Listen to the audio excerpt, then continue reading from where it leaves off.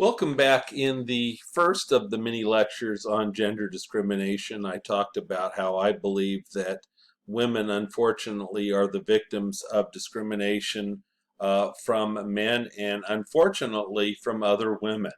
I also talked a bit about traditional male sexism, and most of the focus was on the Bradwell case in 1873, where the Supreme Court allowed the state of Illinois to discriminate against Myra Bradwell and prohibit her from practicing law. In this mini lecture, I want to distinguish between the early women's movement and the modern women's movement. The early women's movement really focused on two issues: property rights and getting the right to vote.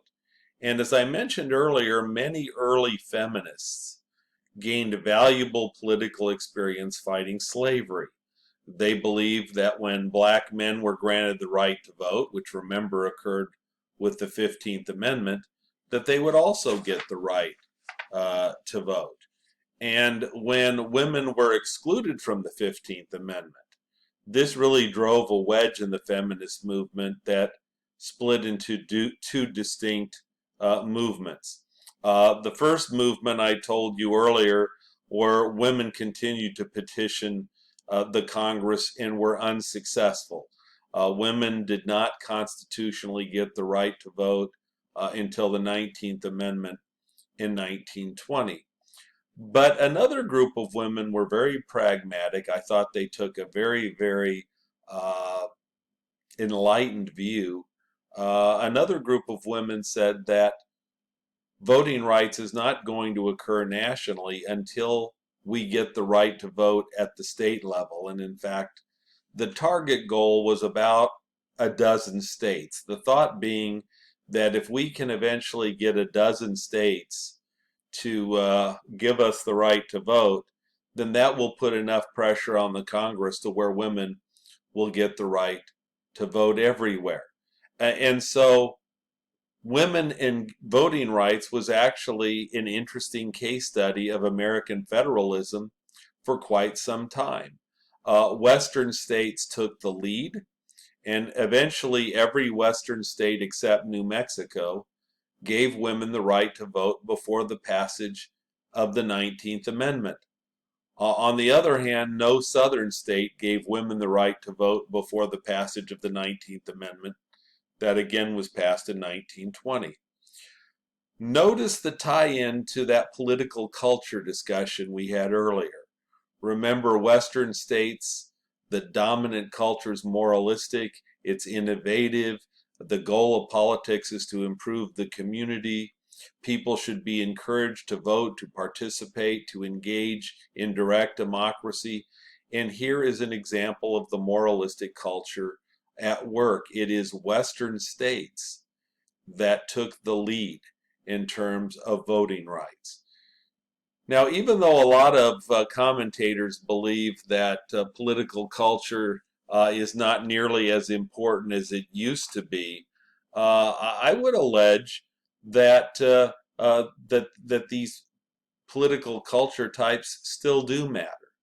Just as Western states took the lead in giving women voting rights, and Southern states were the last to give voting rights, if you take a look at state legislatures and you take a look at the percentage of women who serve as state legislators, in 2018, only about 1 out of 4 state legislators were female, 25.4%.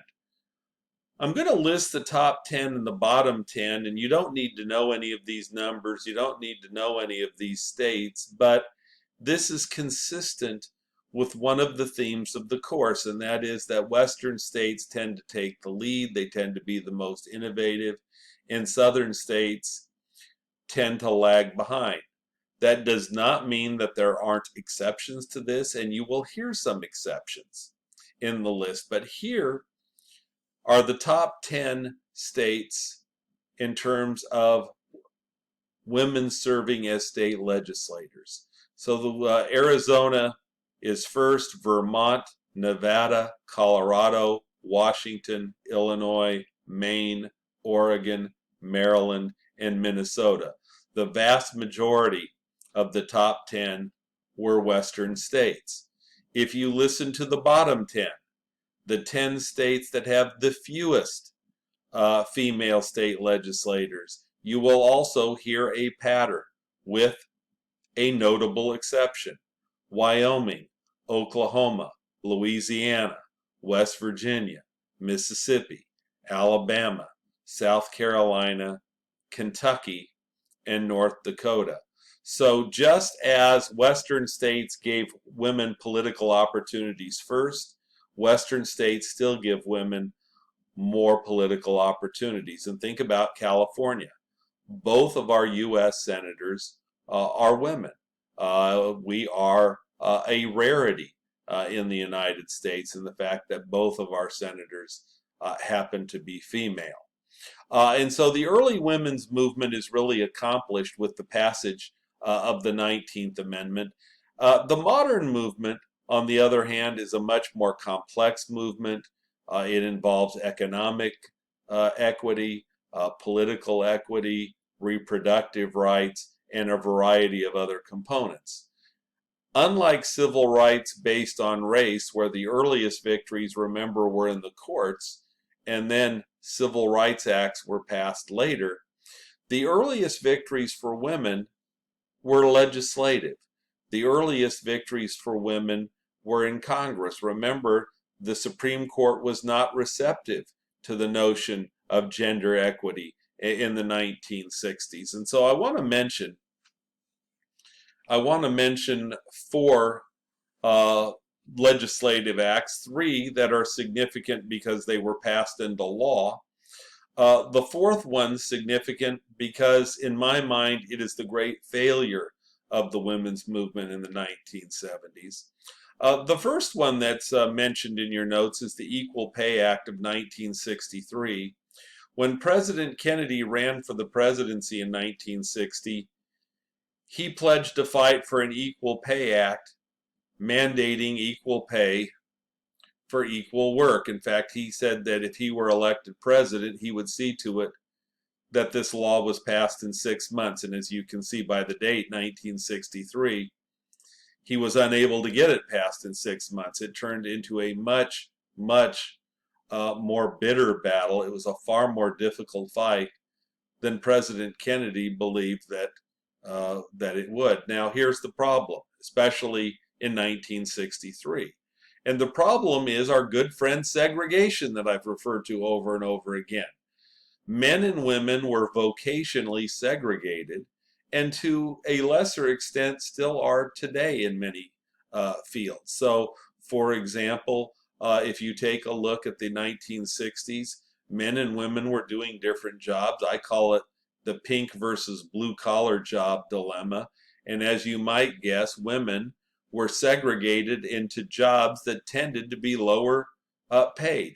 So secretaries, elementary school teachers, secretaries. Men were segregated into blue collar jobs: truck driving, electricians, plumbers, welders, etc. In 2017, women still are only earning about 79 cents per dollar earned by men. I saw a statistic from a survey that came out a couple weeks ago that said that now it's 80 cents per dollar earned by men.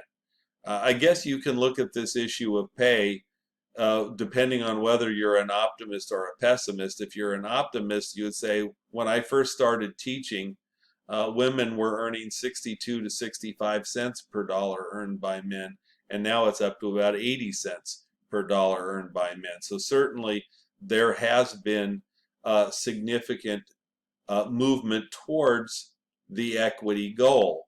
If you're a pessimist, you say in 30 years, women have only gained about 20 cents per dollar, maybe even a little less than that. And so at this rate, we may have to wait another 25, 30 years or more. And I think both have something to tell you.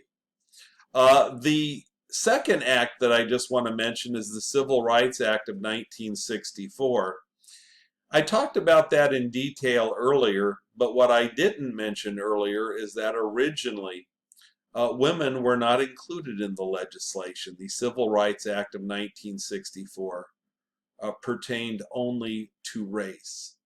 When it appeared that the Civil Rights Act was going to pass, Howard Smith, an 81-year-old Democrat from Virginia who was the Rules Committee chair in the House, decided he needed to do something desperate in a last-ditch effort to kill the bill, and so he offered an amendment including gender.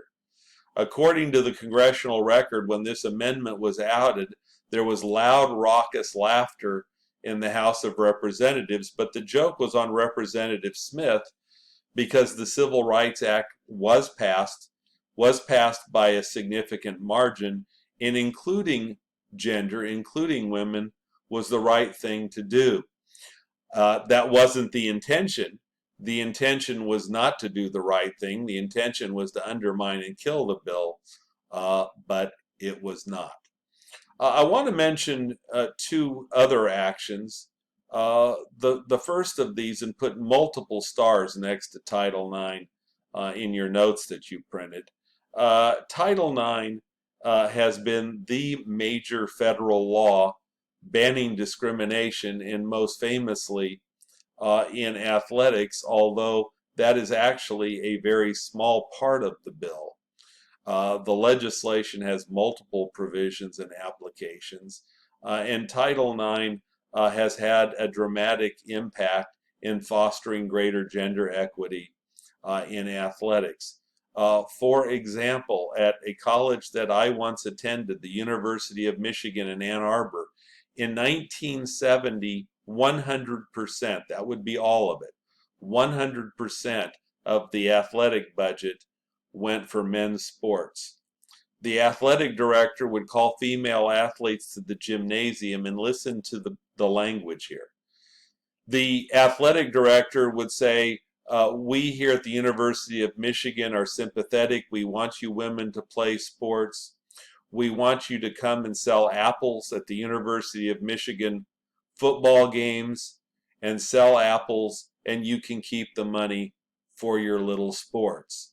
In fact, in 1972, when Title IX was passed, 99% of athletic budgets went to men's sports. Only 1% went to women's sports. And today, instead of being 99-1, the ratio of money spent in athletic budgets is a little bit less than 2-1.